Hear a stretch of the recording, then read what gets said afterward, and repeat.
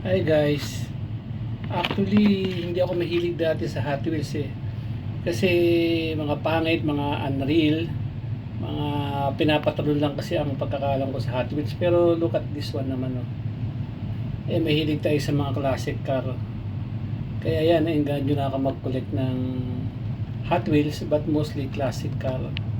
Kita nyo naman yan oh. Ito yung Aero Hata Merc. Hindi ko alam kung anong panahon yan. Sabi, ito naman yung isa. Tingnan mo naman yan. Yan yung 1982 Cadillac Seville. Seville pa o Seville. Ganda rin, oh. Talagang nagandahan na ako magkolekta sa kanya. Kasi mahilig tayo sa mga classic car. Maganda yung details niya. Hindi na kagaya ng mga parang pangkarton na tumatalon-talon. Yan. Ito pa yung isa. Medyo latest naman to pero gwapo talaga oh. 1978 Dodge LJL Red Express Truck. Maganda na yung mga details niya. Hindi na pambata, hindi na pangkarton na tumatalon-talon. Kaya ngayon, I'm into it. Fan na tayo ng Hot Wheels. Yan o, 1978 Dodge L Red Express Truck.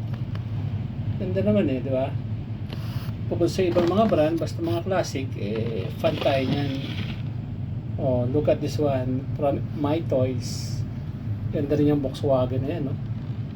Tsaka yung isa. Kaya lang, hindi natin kabisado kung ano yung mga model nito, mga series. Basta mga classic at magaganda, wala tayong particular brand. Yan. Talo na ito mga ganito. Ito ang aking pinaka-obsession. Yung mga wheelies na yan, no? Bali, ano ito eh, bubuuin mo siya. Pero ang ganda ng details. Yan naman. O, di ba? Kaya lang, kagaya ko nagkakaedad na, mahirap na magpipindot ito, magpuputol-putol. Di ba? Yan o. Pati ilalim yan. Detail na detail o. Yan o, di ba?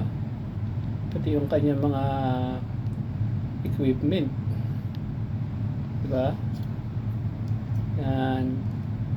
So, ngayon, may isa pa akong gustong i-collect eh.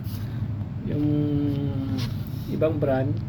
Kagandaan doon sa ibang brand, nabubuksan mo yung mga trunk, nabubuksan mo yung mga hood, majorette pa yun, majorette. So, pag nakakuha tayo doon, ipa-plus natin ulit. Okay guys, thanks for watching.